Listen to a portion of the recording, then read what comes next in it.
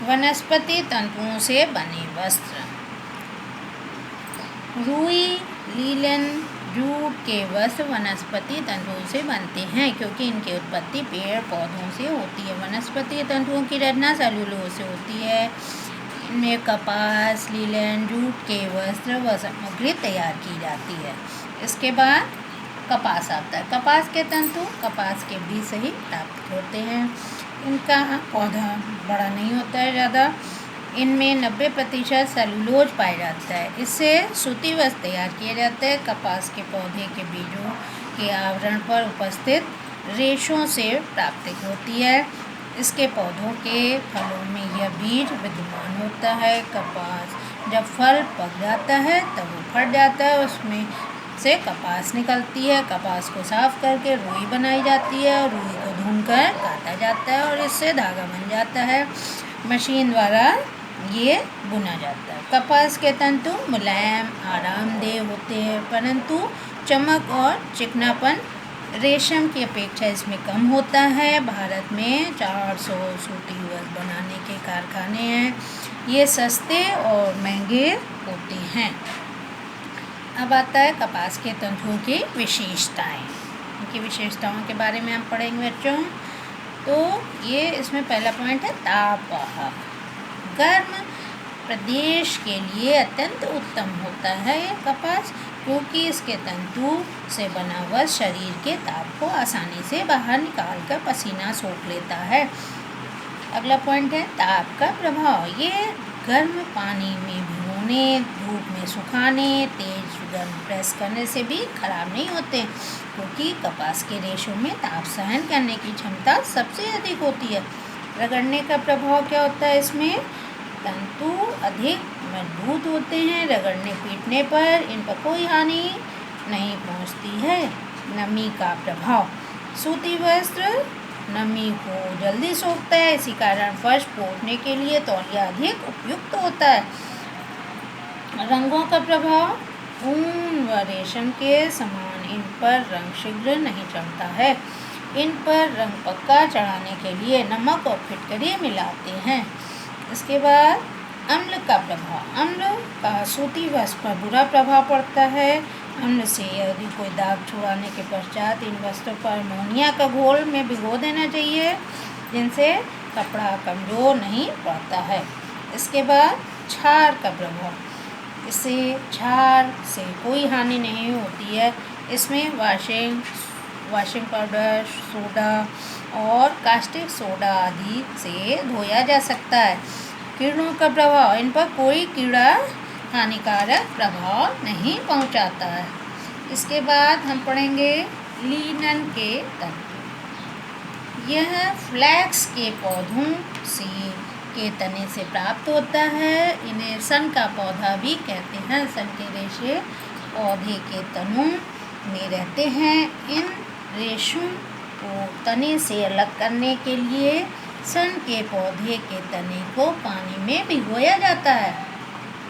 इससे तने के अन्य भाग गल कर नष्ट हो जाते हैं और सन के रेशे बच जाते हैं। लिनन का रेशा सूती रेशे की अपेक्षा अधिक कठोर होता है, सीधा, मजबूत और चमकदार होता है। इसका उत्पादन मुख्यतः बेल्जियम, रूस, फ्रांस, हॉलैंड आदि में किया जाता है। लिनन के तंतुओं की विशेषताओं के बारे में अब हम लोग पढ़ेंगे।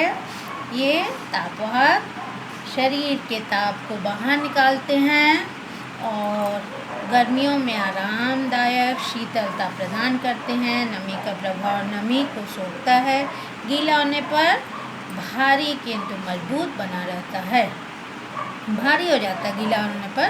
ताप का प्रभाव। अधिक ताप सहन नहीं करता। रंग का प्रभाव। रंग देर से चढ़ता है और कुछ समय बाद फिर फीका हो जाता है, मतलब रंग उतर जाता है।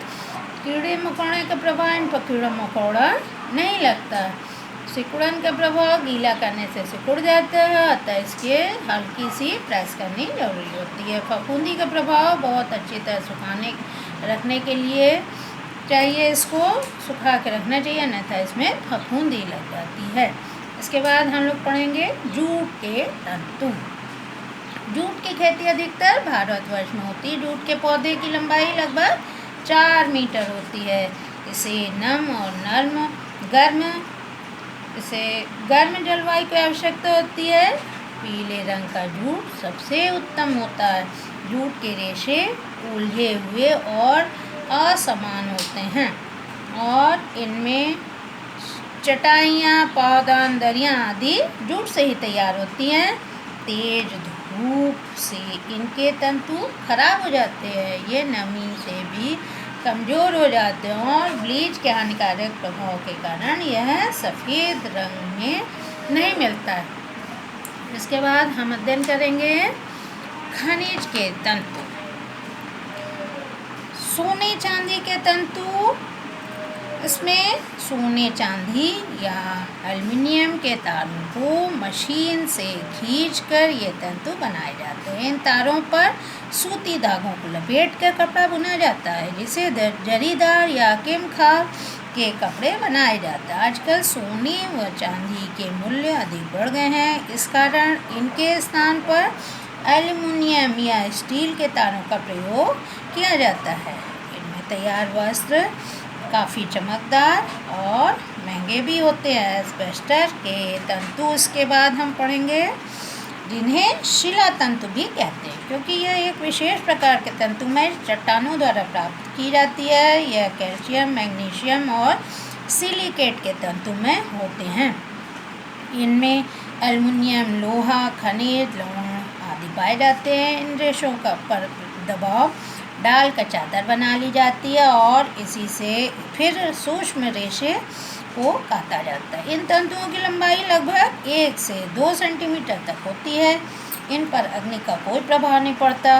अग्नि के संपर्क में न तो ये जलते हैं न ही नष्ट होते हैं। इन तंतुओं से बने हुए कपड़े अग्नि बुझाने वाले के वस्त्रों, सिनेमा घरों के पर्दे, जिम, प्रयोगशाला व कारखानों में अम्लीय पदार्थ बनाए जाते हैं, वहाँ प्रयोग किए जाते हैं। सोवियत संघ, अफ्रीका, कनाडा आदि देशों में एस्बेस्टस के तंतुओं की चट्टानें पाई जाती हैं। इनमें से बने वस्त्र उपयोग विदेशों में अधिक होता है। अब हम पढ़ेंगे कृत्रिम तंतु। नायलॉन, डेक्रान और इस वर्ग के मुख्य उदाहरण हैं। ये विभिन्न रासायनिक क्रियाओं द्वारा बनाए जाते हैं।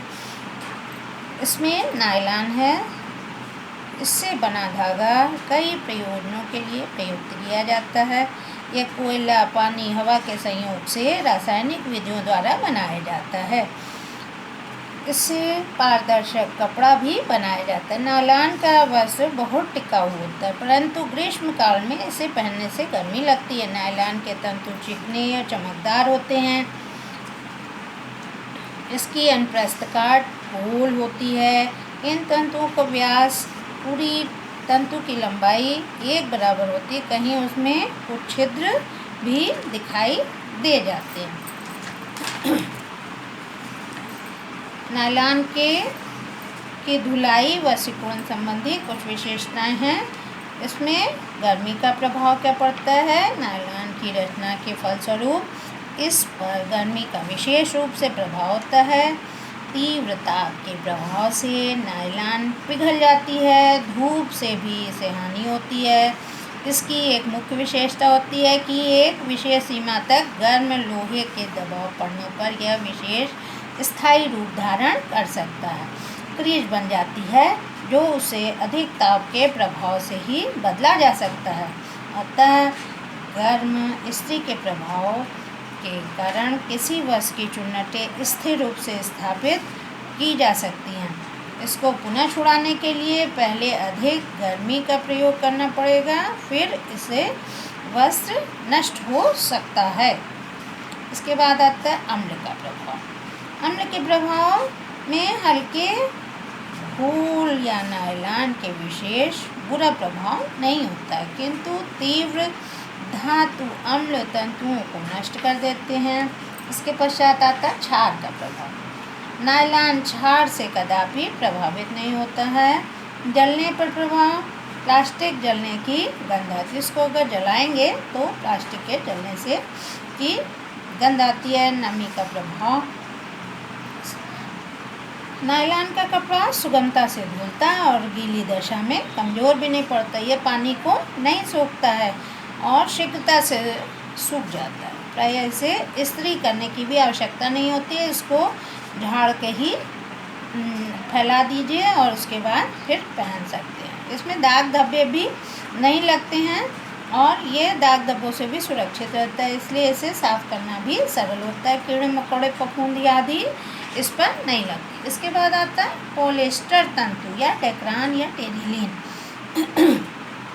ये एक मानवकृत तंतुओं से बने होते हैं। इनके तंतु रियान, नायलॉन तंतुओं जैसे लगते हैं। चमक भी वैसी ही दिखाई देती है और शीघ्र आग पकड़ने वाला कपड़ा होता है, किंतु ये जलता धीरे धीरे है। पॉलिएस्टर तंतु की लंबाई एक सा व्यास होता है। इसमें यह तंतु सीधे डंडे के सदृश दिखाई देते हैं। डेक्रान व टेरिलीन की धुलाई व सिकुड़न संबंधी कुछ विशेषताएं इसका अध्ययन करेंगे। अम्ल का प्रभाव, इसमें अम्ल के हल्के घोल का विशेष बुरा प्रभाव नहीं पड़ता है। केवल तेज अम्ल ही इसमें हानि पहुंचा सकते हैं। क्षार का प्रभाव, इसमें क्षार भी कोई हानि नहीं पहुंचा सकती। रंग का प्रभाव, ये किसी भी रंग के रंगे जा सकते हैं। नमी का प्रभाव क्या है? इसमें धब्बे कठिनाई से छूटते हैं परंतु ये सरलता से धोए जाते हैं। इसे बने वस्त्र सिकुड़न नहीं होती है। रेयान के तंतु के बारे में अपन पढ़ेंगे। वस्त्रोद्योग में रेयान सबसे पहला मानवकृत तंतु है। सबसे पहला मानवकृत तंतु कौन सा है? रेयान।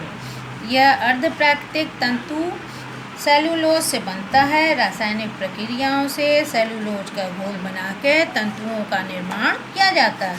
ये तंतु अर्धप्राकृतिक, अर्धसंश्लेषित माने जाते हैं। ये साधारणतः रुई, लकड़ी, बांस, लुगदी और रासायनिक क्रियाओं द्वारा द्रव के रूप में परिवर्तित करके एक सांचे के महीन छिद्रों से निकाल के इसे सुखाकर लंबे और चमकदार तंतुओं की रचना से तैयार किया जाता है। इन तंतुओं के रेयान का कपड़ा बनता है। तो रेयान तंतु की निर्माण की 3 विधियां हैं, परंतु तीनों में निर्माण के मुख्य पदार्थ रुई और लकड़ी ही है।